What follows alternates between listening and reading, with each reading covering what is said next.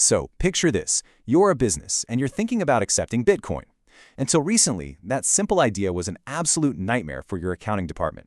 But a huge rule change from the Financial Accounting Standards Board, or FASB, has completely changed the game, making it way simpler and more transparent. Okay, let's dive in and see what this all really means. All right, so let's get right into it. Why was this such a big deal? Why exactly was just holding Bitcoin on a company's books an accountant's worst nightmare? Well, it all came down to this really bizarre and outdated accounting rule that just painted a completely skewed and frankly dishonest picture of a company's finances.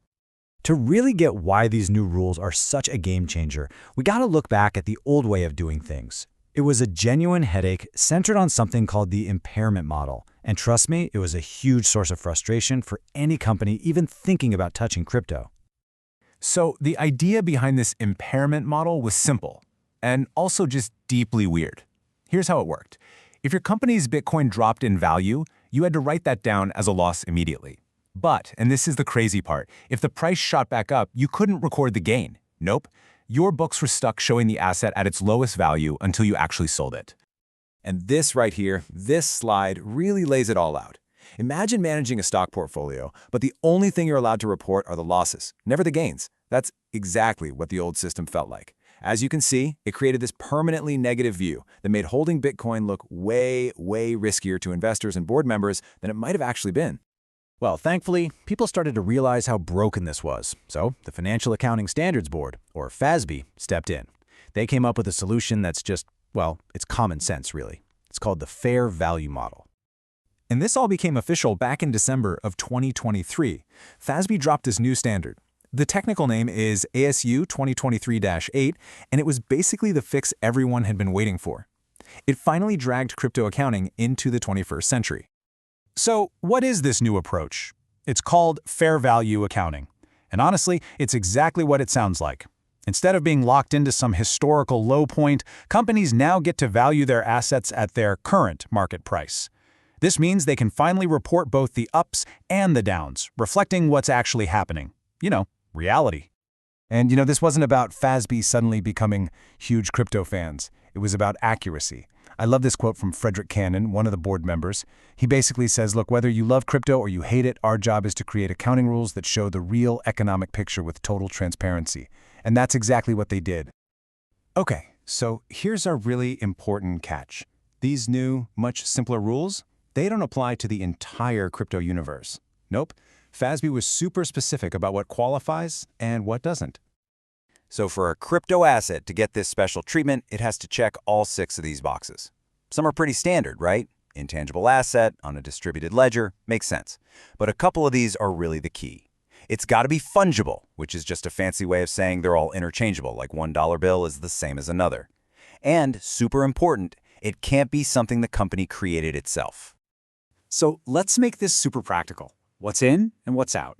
Well, Bitcoin is the poster child for what's in. It hits every single one of those points. But on the flip side, you've got things like NFTs. By their very nature, they're non-fungible, so they're out.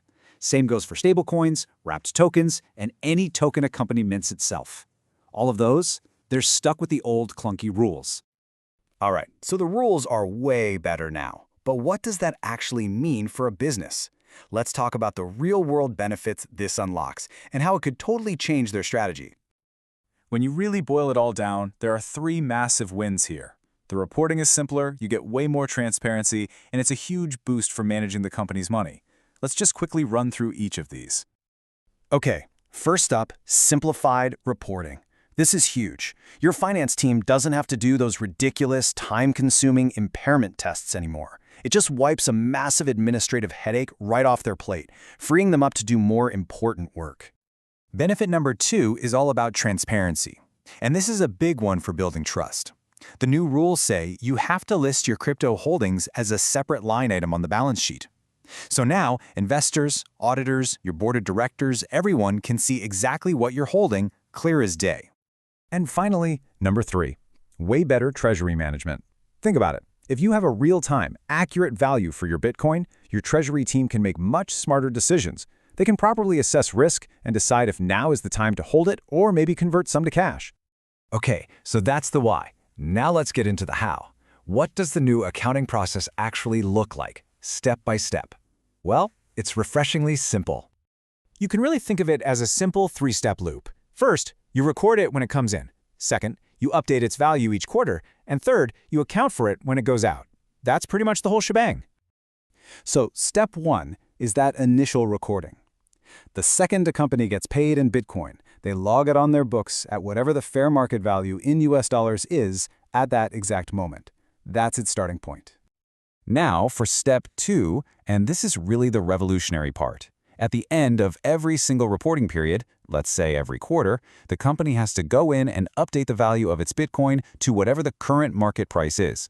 And that change, whether it's a gain or loss, goes straight to the bottom line, the net income. And last but not least, step 3. What happens when you sell? When the company decides to convert its Bitcoin back into cash, it calculates the final realized gain or loss on that transaction. And just as important, the whole thing gets classified as an operating cash flow, fitting it right in with all the other normal business activities. So, when you zoom out and look at the big picture, what's really happened here?